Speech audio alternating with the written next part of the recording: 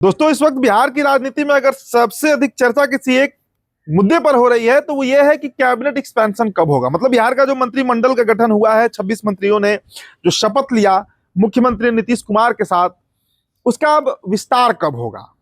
क्या जो खरमास, अब तो खरमास शुरू ही होने वाला है, खरमास के बाद होगा यानी चूड़ा दही खाकर होगा, या फिर होली के बाद होगा, या राज्यसभा चुनाव के बाद होगा। क्योंकि बिहार में अब राज्यसभा चुनाव भी है अगले साल। तो जदयू के अंदर कई नेता ऐसे हैं जो इस वक्त दिल थाम कर बैठे हैं, जिन्हें ये उम्मीद है कि नीतीश कुमार की नजर उन पर पड़ेगी और वो बिहार सरकार में मंत्री बनेंगे। अगर जदयू की बात करें तो करीब 6 मंत्री अभी और बनने वाले हैं। देखिए, जो मंत्रिमंडल का गठन हुआ उसमें 2 मंत्री बने थे लोजपा रामविलास से, 1 मंत्री बने थे जीतन राम मांझी की पार्टी से, और 1 मंत्री बने आरएलएम से, और 8 ही मंत्री बने नीतीश कुमार से। मतलब नीतीश कुमार की पार्टी जदयू से। अब सबसे बड़ी बात यह है कि भाई नीतीश कुमार की जो पार्टी है, क्या नीतीश कुमार ठीक है छोटे भाई की भूमिका में आ गए हैं, कम विधायक हैं, लेकिन इसका क्या मतलब। 2020 में भी ऐसा ही हुआ था, लेकिन उस वक्त भी देखा गया कि मंत्रिमंडल में बराबर का मतलब तालमेल बैठा था जदयू और भाजपा के बीच। लेकिन इस बार नीतीश कुमार मात्र 8 मंत्रियों पर ही संतोष कर गए। अब इसके पीछे का कारण क्या है, वही आपको हम बताने आए हैं कि चर्चा क्या चल रही है, कब तक होगा कैबिनेट एक्सपेंशन और इसके पीछे की रणनीति। चूंकि नीतीश कुमार कुछ भी करते हैं तो उसके पीछे एक सधी हुई रणनीति होती है, सिर्फ रणनीति नहीं, सधी हुई रणनीति। इसके बारे में शायद बिहार और भारतीय जनता पार्टी बाद में समझ पाती है, नीतीश कुमार पहले सोच लेते हैं। अब देखिए, जदयू के सामने जो बड़ा चैलेंज है एक तरीके से कहिए, वो है 5 साल सरकार चलाना। मैं इसे चैलेंज मानता हूं।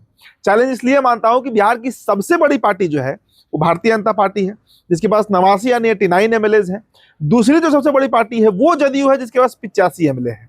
तो जनता दल यूनाइटेड अगर, मतलब नीतीश कुमार अगर सरकार चलाना चाहते हैं और 5 साल बिना रोक टोक के, बिना कोई प्रेशर के सरकार चलाना चाहते हैं, तो उसके लिए उन्हें बिहार में सबसे बड़ी पार्टी बननी पड़ेगी।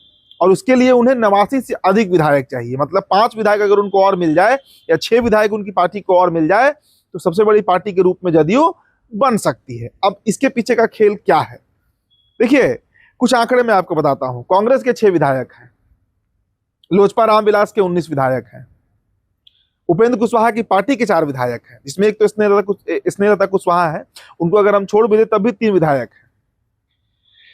जीतन राम मांझी की पार्टी का चर्चा इसलिए नहीं कर रहा हूं क्योंकि उनके परिवार में ही कोई समधन है, कोई बेटी है, कोई पतोह है, कोई बेटा है, वही लोग, उनका मतलब पूरा परिवार ही उनका विधायक है। एक अनिल कुमार थे टेकारी से जो जीते ही नहीं, तो उस पार्टी को हम साइड कर देते हैं। नीतीश कुमार आगे के लिए, और वो दिन कब आएगा, वो घटनाक्रम कब घटेगी, इस पर तो अभी कुछ नहीं कहा जा सकता, लेकिन इतना आप मान कर चलिए, इतना ये तय है बिहार की राजनीति में कि अगले साल 2026 में, अब वो खरमास के बाद होगा, होली के बाद होगा, या कब होगा, लेकिन कांग्रेस, लोजपा या आरएलएम कि कई, और एक आईपी गुप्ता को भी आप गिन सकते हैं, आईआईपी पार्टी से जीते हैं सहरसा से, महागठबंधन में है इस वक्त। लेकिन अगर नीतीश कुमार इस ताक में जरूर होंगे, नीतीश कुमार इस रणनीति पर जरूर काम कर रहे हैं कि उनकी पार्टी को 6 अतिरिक्त विधायक, अब अगर कांग्रेस के 6 के 6 विधायक चले आए, जिसमें 2 मुस्लिम भी हैं, बीजेपी में जाने में उन्हें दिक्कत हो सकता है, लेकिन जदयू में आने में उन्हें कहीं कोई दिक्कत नहीं होगा। तो भारतीय, तो जदयू जो है वो 85 और 6 91 विधायक हो जाएंगे उनके पास। लोजपा में टूट हो सकती है। मैं ये नहीं कह रहा हूं कि इसके पीछे कोई साजिश चल रही है, लेकिन जो संभावनाएं हैं राजनीति में उस पर मैं चर्चा कर रहा हूं। तो जो मंत्री कोटा का पद बचा के रखा गया है वो इतना जल्दी विस्तार नहीं होने वाला है दोस्तों।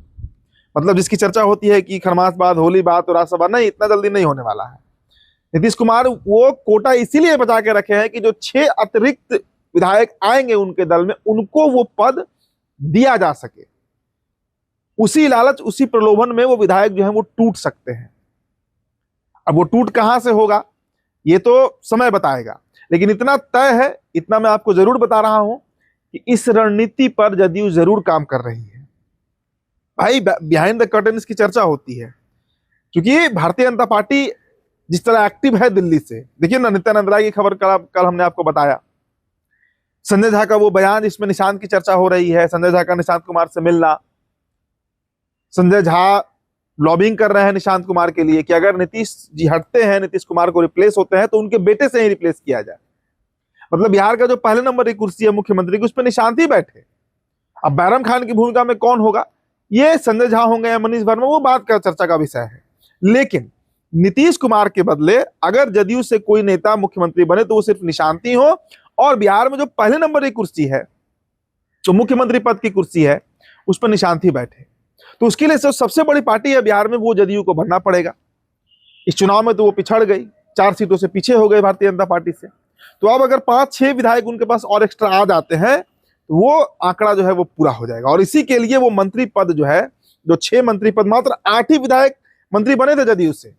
सब लोग चौंका था कि ऐसा कैसे हो गया, क्या नीतीश कुमार इतना कॉम्प्रोमाइज कर लिए? नीतीश कुमार कॉम्प्रोमाइज नहीं किए हैं। नीतीश कुमार समय के इंतजार में है, क्योंकि राजनीति में सही समय पर सही फैसला लेना ही असली रणनीति होती है। अब हड़बड़ाहट में अगर कोई फैसला ले लिया गया, उसके चलते कुछ गड़बड़ हो जाए, और वो काम नीतीश कुमार करते नहीं है। मुझे नहीं लगता कि नीतीश कुमार से अधिक धैर्य बिहार में किसी अन्य नेता के पास होगा।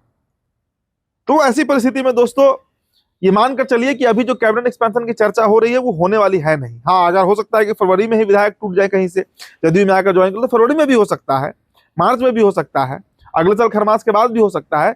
लेकिन ये होगा तभी, मतलब मंत्रिमंडल विस्तार तभी होगा जब जदयू में 6 और विधायक अलग पार्टी से आकर समर्थन करेंगे, ज्वाइन करेंगे जदयू। अब अगर कांग्रेस के 6 विधायक टूट जाते हैं तो फिर तो वहां तो 2/3 की बात होती है कि 2/3 विधायक टूटना चाहिए। अगर पूरा ही टूट गया तो मामला ही दूसरा हो जाएगा फिर। तो ऐसी परिस्थिति में ये कैबिनेट एक्सपेंशन अभी होल्ड पर ही रहेगा। फिलहाल दोस्तों इस रिपोर्ट में, इस खबर में इतना ही। मेरा नाम उदित तारण है। वीडियो आप देख रहे थे, बहुत बहुत शुक्रिया।